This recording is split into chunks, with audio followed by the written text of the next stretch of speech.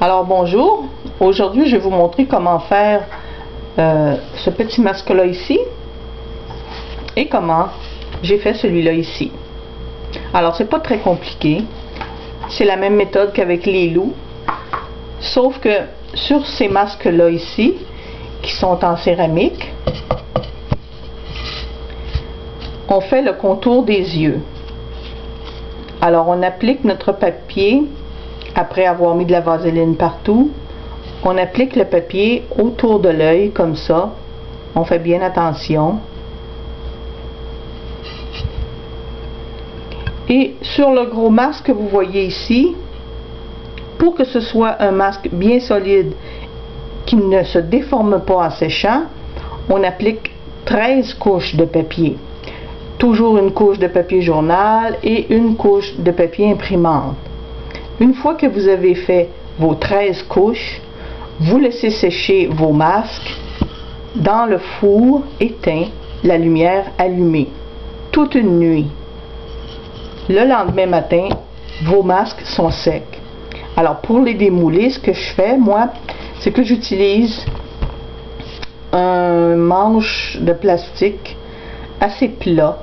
Prenez pas de couteau ou d'objet pointu parce que vous risquez de briser votre masque.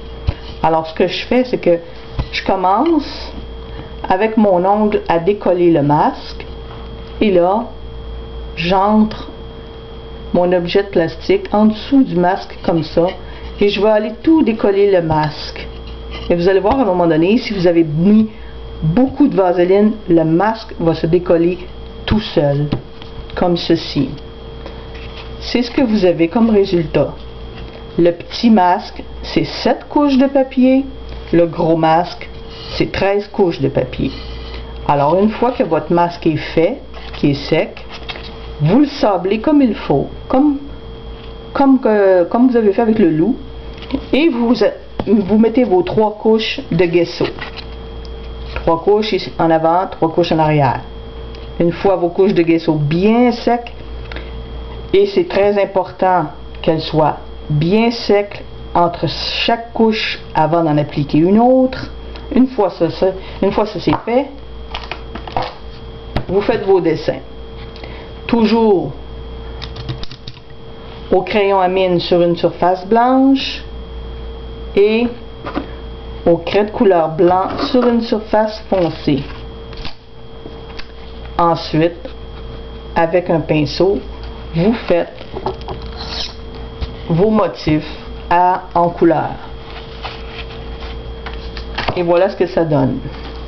Sur une surface pâle, un crayon à mine, et on fait nos traits avec notre pinceau et notre peinture.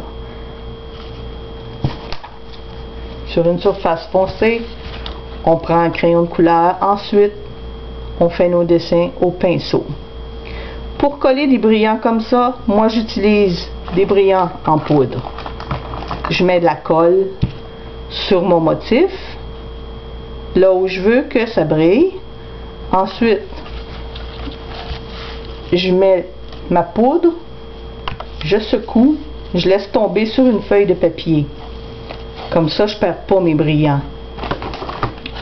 Ensuite, j'applique mes embellissements, mes cordons, avec de la colle vinylique blanche qui va devenir transparente en séchant et ça reste très solide, ça ne se décollera pas. Les pierres, c'est la même chose, à moins d'échapper le masque par terre, celui-ci ne brisera pas, vous allez peut-être perdre une petite pierre, c'est pas plus compliqué que ça de la recoller. Alors voilà, c'est pas plus difficile que ça de faire ces masques là. J'espère que vous allez essayer et que vous allez avoir du plaisir. Bonjour!